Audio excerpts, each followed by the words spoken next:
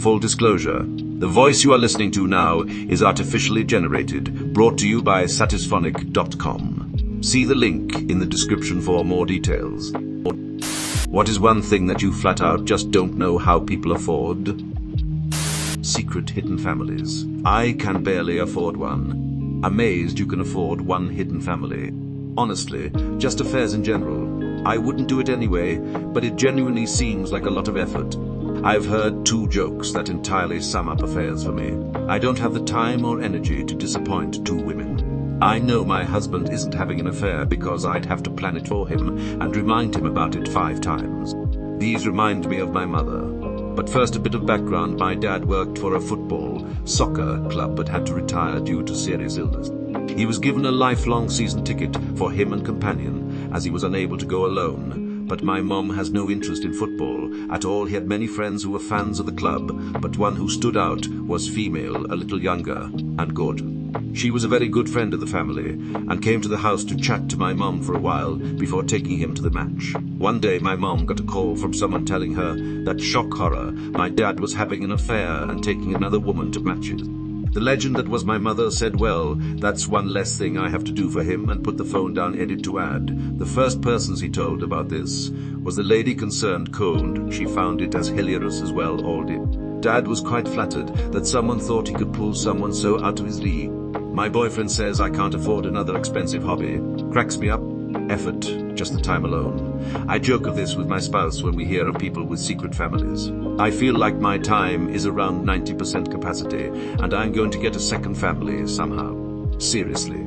If I had extra time to have a second secret family, I'd just pass on the family and go be by myself for a little bit of time. I should get caught having an affair with myself, going out for nice dinners, buying expensive gifts, taking myself on vacations. Right. My soul knows I'll never cheat on them because I'm far too lazy for all that. Eyelash extensions and the upkeep of them. I got them. They took 2 hours to put on initially, and then you have to go back every 2 weeks to get them filled, or you look like you have mange. You also have to brush them every single morning, or they will point in every direction, and God help you if you have a cold or allergies where your eyes get even slight build-up. You can't just pick any crusty shit from your eyelashes, because the fake ones are glued on, and this acts as a stopper, so you can't just slide it off your lash. I spent so many mornings standing in front of the mirror cleaning and arranging one fucking eyelash at a time. I couldn't deal. Old man had a co-worker who always had eyelash extensions. She was forever picking at her eyes and tugging on the lashes. Just standing face to face with a client and tugging at her lashes so that her eyelid would be pulled in some weird direction while her mouth was hanging slightly open as if she was applying mascara. It just bugged the shit out of me every time I saw it. I still don't know how we afforded daycare. At one point had 2 kids in daycare for a year before oldest went to kindergarten. We paid $42 for 2 kids in daycare. When I filed my taxes, the software had like a confetti animation to tell us we qualified for a $200 deduction. Was going to say the same. We were paying $2,400 a month for 2 kids. This was almost 10 years ago, so I can't imagine the cost now. Edit. This was in Canada. What the actual fuck, America is truly crazy. Last year I had 1 kid in daycare, and it was $1,380 a month, and that is considered cheap compared to other states in the country. Don't worry though, if 2 siblings are attending the same facility, you get $50 off per month. Haha, it's meant. In Germany, daycare is free. The only thing you have to pay is food expenses, which is like $20 per month. Yeah, but that's evil socialism. Your society probably collapsed 1,000 times over by now, right? We have 2 kids in full-time daycare. The daycare that we go to is slightly below market rate for the area. We're going to pay around $25 this year. Thank God my oldest goes to kindergarten next fall. We overpay on our mortgage because we're trying to pay it off quicker, but if we paid the actual loan amount, daycare would cost more than our house. And let me be clear, my wife and I are the lucky ones. We waited to have kid until our late 30s, and I was 40 when kid 2 was born. We both have good careers and make good incomes, and it's a serious financial stretch for us to be able to afford it. I honestly don't know how other people do it, and there's no way I would have been able to afford 2 kids even 7 or 8 years ago. People who eat exclusively by ordering takeaways or delivery from restaurants. It's mind-bogglingly expensive. A boat or both. I can barely afford to exist, much less spend all this money on recreation. The default payment plan many boat dealerships offer is a 12-year loan. Even if you buy used, banks will give very long terms for boats. They'll float you a loan. Women who keep up with nails, lash extensions, Botox, etc. That shit is expensive as fuck. I was going to say nails. They need to be filled like every 2 weeks. Same with lashes. Doing all that plus $300, 400 hair treatments is wild to me. I get my nails done once a month, a hair every 2 months. Every paycheck I put a little in savings to pay for it. I'm not rich, but I make a good salary. I'm also willing to cut back in other areas to afford it. Yep, people should prioritize what's important to them and accept it's not the same for everyone. I mean, as long as someone doesn't have kids running around unclothed and hungry, they can prioritize expenses how they want. Sometimes people have to accept that they can't afford whatever aspect of a lifestyle they want, or that they'll seriously have to cut back elsewhere. Like, I was reading a post where someone struggling with their budget was looking for help on where to cut, and they were spending $200 months on mama classes. People thought that was nuts, that they would try to be so frugal elsewhere, no streaming services at all, no home internet, etc. When they had an obvious big expense they could cut. But the Emma was obviously important to them, to the point they were willing to make other cuts and take side gig work to keep it. It's just what people want to prioritize. Came to say people that regularly get their nails done every 2-3 weeks. My husband and I recently both got big pay raises, so I told myself I'd started getting my nails done every month since we could afford it. Went 2 times and realized no matter how much I make, spending $70 a month on nails that really only look good for about a week was too much. Damn, my wife and daughter get theirs done every 2 weeks. I don't complain because they get to spend time together and I get some time alone. Had no idea it was that expensive though. My wife gets her done every month. She told me how much they were one time, and I was surprised as well. If she feels good after they get done, then it's worth it to me, plus back scratches with some fresh nails are the best. Brave, need to convince husband to get nails. I'm a cheapskate, so learning to do my own nails, lol. And chose a hairstyle that only needs to be refreshed every 6-ish months. I definitely pay for Botox though. And yes, it's expensive. First-class airfare. It's just so overwhelmingly expensive in comparison to regular seats. I can't imagine anyone ever having that amount to spare, unless you're incredibly wealthy. Very few people pay cash. They do it with points or someone else is paying. Can confirm. I can't swing first class, but I've done domestic business, and it was definitely because I had points to burn. What I don't understand is how people get so many points. I've flown 10 round-trip flights on Delta in the past 18 months, including an intercontinental trip. And I'm nowhere near enough points to qualify for any benefit. I suspect people are spending a fortune on airline credit cards to rack up those points, which I refuse to believe nets out ahead of a free credit card with cashback. Friend of mine owns a restaurant. His work credit card gets miles. He buys a couple $100,000 worth of food a year.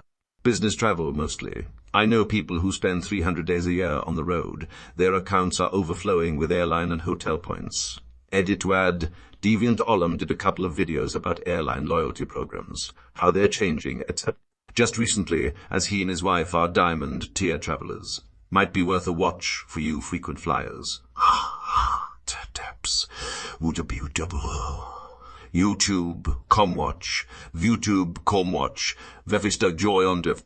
I travel maybe 30 days a year for work. Fuck 300 days. I used to travel for work. Would only come home on the weekends for weeks at a time. It sucks, and I burnt out after 7 years. I don't know how people can do it their whole career. A co-worker of mine did that. He was the international sales manager, so he met with distributors around the world. He loved going to different places. I think it's just a matter of what you love outside of work. If you travel just because it's for work, then you will burn out. If you love going to different places, even if it's not for your job, then you won't burn out as quickly. I suppose it also depends on where you travel. I was an auditor who specialized in community banks. Nothing glamorous going to Edmonton, where you can't even get cell reception, ha. The world of earning points on credit card is way more complex than it appears. Google these: churning, signing up for cards to get the sign, on bonuses, manufactured spending, generating spending by putting spending on cards that have extra bonuses. Flying is actually one of the slowest way to earn points. There are all sorts of promotions and arbitrage opportunities to maximize your points earnings. I refuse to believe nets out ahead of a free credit card with cashback. Let me give you just one example. I spend $25,000 on a 1% back card. I get $250 cashback. Not bad. I spend $25,000 on a 1 point per dollar card. I get 25,000 points. Now I can redeem those 25,000 points on a bullshit trip to Vegas, but I could buy that ticket for $200. That's a bad use of points. On the other hand, I have a family emergency and I need to be in Grand Rapids in 2 days. I can redeem the same amount for a ticket that would cost $900 because last minute. That's way better than getting $250 cashback. That is just a very simple example, but the point is that it is not just about earning points for travel. It is also about redeeming them for the best value. I've been doing this for 20 years. I've never made more than upper, mid-5 figures salary. I don't have a travel job. I've flown dozens of first and business class trips, done private jets, etc. I don't have much left on my flying bucket list. There is no such things as free travel, because figuring this shit out is a lot of work, but the more effort you put into it, learning what to do, figuring the deals, compare notes with people online, the more points you can earn, This whole miles and points thing is a hobby for people. Hope that helps. I am frugal in basically every way except for this. My one cross-country flight to see family each year is first class because I am a big guy and feel like sardine in economy. Multiple family foreign holidays per year. Edit. To be clear, I'm not criticizing anyone on this, and I appreciate that if you live in mainland Europe, it's easier than here, Scotland. I am just genuinely amused when I see people on their 234 foreign holiday of the year on social media. We went to Portugal last year. Fantastic country, BW. 2 adults, 2 kids. Eldest boy was playing in a football tournament, and it was probably 3.58, and that was done cheaply. We don't go into debt for a holiday ever, though. My parents did this when I was a teen for maybe 6 or 7 years. I was talking to my dad about it recently. Actually, basically he worked his absolute ass off and lived well within our means for most of our childhood. He took over time every weekend and helped his then boss build a company from the ground up. We lived in a house that fitted us, not huge, in an area that was okay, but not great. We didn't buy stuff we couldn't afford. We had second-hand cars and hand-me-down clothes. We did home-cooked meals, never take out and very rarely eating out. Neither of them drank or smoked. We were by no means without nice things or whatever, but my parents never went into debt for it and weren't frivolous with money. My dad's company did well, and he got good bonuses after a while. He paid down the mortgage to the point it was virtually nothing, but we didn't move to a nicer postcode or bigger place for the sake of it, so his outings went down whilst his income remained. A lot of ducks had to line up, sure, but a large part of it was simply not frittering money away over years with an ever-expanding lifestyle. Sending every spare cent into paying off the house meant the biggest expense most people have was basically non-existent by the time my sister and I were old enough that a couple holidays a year were fantastic lifelong memories for us and worth the cost. I feel like I read similar stories about the current generations of parents of adults all the time. I'm glad things worked out so well for their generations that you could work hard at one job for your entire career and be able to actually save money by working overtime instead of using it to pay off debts. Edit. Some augmentative comments are just confirming my point, and I'm deleting my comment. And rude. Dems I am getting are stupid. It's none of your business how people spend their money or chose not to spend it. Having financial security is huge to us. The cost of living is only getting more expensive, and we want to be prepared so we do not need to depend on family. If that means sacrificing yearly overseas trips for a while, so be it. If you are that pressed by someone saying they would rather do small, affordable things in their spare time for fun, you need to take a serious look at yourself. This is my wife's family, perpetually broke and perpetually always close to some cheap Turkish getaway. And every time they ask you're a higher earner, why do you never go on holiday? Morty, you never go on holiday. Mortgage, kids, bills, safety net money. Literally had a phone call from one asking to be sent Pestine so they could get petrol to get home and would pay it back tomorrow when paid. I asked if they are literally without money, and they had three tapped out credit cards, overdraft at max, and had no way to pay. Before people downvote, I'm aware poor people exist and some people live within their means and struggle. This individual was only on an overseas holiday 1.5 months ago, their fourth of the year. Just useless with money. I said no. That caused a WhatsApp chat shitstorm. A large portion of the family who have negative money thought it was a gotcha letting me know if ever I needed money. They too would refuse giving any to me. Oh no, all the broke people have promised to not give me money they don't have. Holiday debt is a serious financial issue in the United States, especially among millennials. I could have wrung my best friend's neck when she told me she took out a credit card to go to Disney and then just stopped paying on it. Her credit is ruined now. I love her, but nobody ever taught her to save. International first-class tickets. I'm going to Japan in a month and was thinking of going in style. I got a nice raise and a bit of vacation time saved and wanted to treat myself. Fuck all. $17 was the cheapest I found. Absolutely insane. Try business. Cheaper, but miles ahead of economy. I thought it was only a few seats ahead.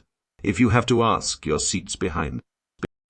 Elder car. $300 a day is about typical for most states, and it goes up if they need special care, dementia, etc. 34 of Americans who live to 20, one live to 65, of which 23 will need long-term care for an average of 3 years.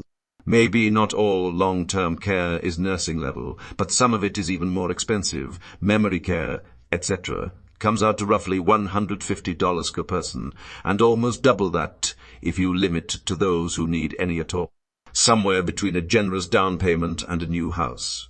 Who can afford that, especially after decades not working? Sources. TEPS, WSA, Govoat, Stadstabel 46, Artiomol, TEPS, Hublaplisfumong, Com Senior Living, Data Articles, Long-Term Care, Statistics. Can't believe I had to scroll so far to find this.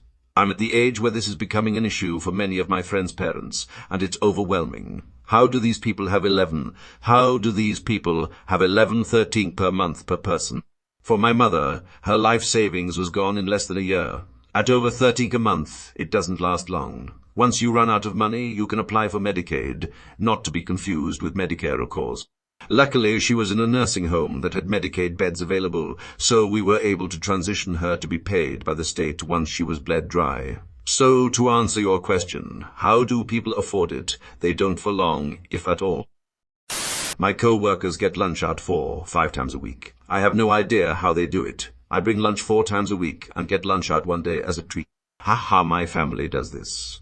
$15 lunch every day, sometimes breakfast, before work too, and I'm over here either bringing lunch or buying the $1 peanuts from store. Even when they are on their last $30, they'll buy lunch. Letting that up is like $450 a month. As I passed through a poorer neighborhood in 1990s and saw dilapidated homes with satellite dishes, I criticized them. My co-worker said they just need a little joy in their life, and that stuck with me. Being a bridesmaid, weddings have become so much more elaborate with multiple showers and bachelorette weekends. Bachelor and bachelorette weekends have just become too much. I got married 9 years ago, and we went to a bar for the night and got wasted. Now it seems like everyone has to go for a 2-3 night destination weekend extravaganza, which cost $1 on top of more traditional expenses. So glad almost all my friends are married. We paid for everything except plane tickets and hotels for people in our wedding. Outfits, tailoring, accessories, hair, makeup, food for morning of, rides to from the venue and rehearsal, and rides from to the airport were all from our pocket. We were essentially asking them to put on a performance on our behalf. It would be fucked up to also expect them to pay for everything. Mental health treatment. You'd have to be crazy to spend that kind of money. Fine, take the upvote. This one really puzzles me. Sometimes you're facing mental health issues because you have no job, no money, no housing. It's pretty understandable to be strongly depressed or anxious due to the sheer lack of means of supporting oneself. And naturally, the other way around as well, we might lose our jobs due to severe mental health issues. It's just impossible to do proper work when you're in grave pain mentally. Then people say, go get help.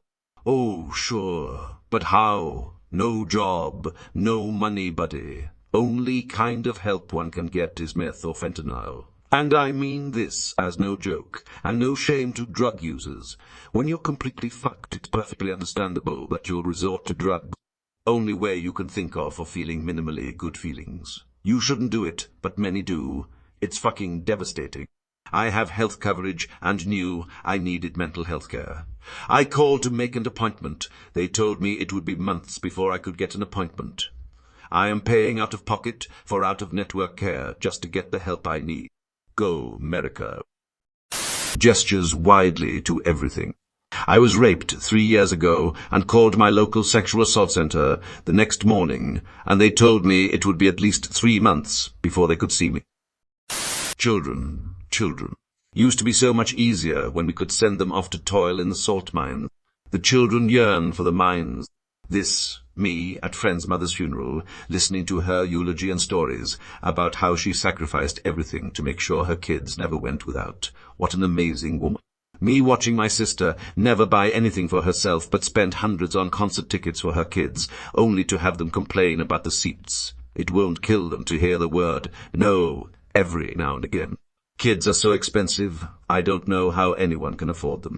And the more opportunities you give them, dance lessons, club sports, living in a nice neighborhood, the more you will pay out the no's just so they keep financial pace with their friends, whose parents also seem to be struggling to afford it. Cries in parent or competitive gymnastics, cosmetic surgery or procedures, lip fillers, skin peels, boob jobs, lashes and hair extensions. Your husband is a solar salesman and you stay home with kids. How? Modern-day house prices, 600 used to buy you a serious mansion. Now it's an average family home. I make a good income. My girlfriend also has a normal average income. Yet we can barely afford an averagely priced house these days. I'm in the market for a home, and this is the comment that hits. I look at some of these for sale signs being closed on $1 million homes, and I'm like, how in the frick can you afford the mortgage and everything else? Disneyland, families, weddings. I'm a wedding bartender, and people dropping $30 on one day is insane to me. My wife and I had a small 30-person wedding during COVID, $12. We could have done it forced by tank, but we had to change venues and limited options. Friend of mine just had a 300-person. His bill was $95, like what? Vet bills. Even routine care and vaccinations can be $400. Not to mention, if there are any kind of unique issues or an emergency, you're paying thousands and they won't give care until you pay. New pickups by people who don't use them as pickup. $60 for a transportation appliance used just to commute. $60. What kind of discount pickups are people buying? Literally. I work on a construction site, a profession where traditionally a truck would actually have some use. But nowadays most workers, including myself, commute in cheap used cars. Then after work I drive home on a highway, surrounded by massive shiny new pickup trucks, driven by middle-aged men wearing suits and white collars. The pickup truck has been turned into a luxury vehicle, and these people are being hoodwinked by marketing into thinking it's a good purchase. It's all debt. Never been into doing things on finance myself, so it took me ages to even consider it as an option that others were taking. I just thought everyone had tens of thousands of dollars lying around.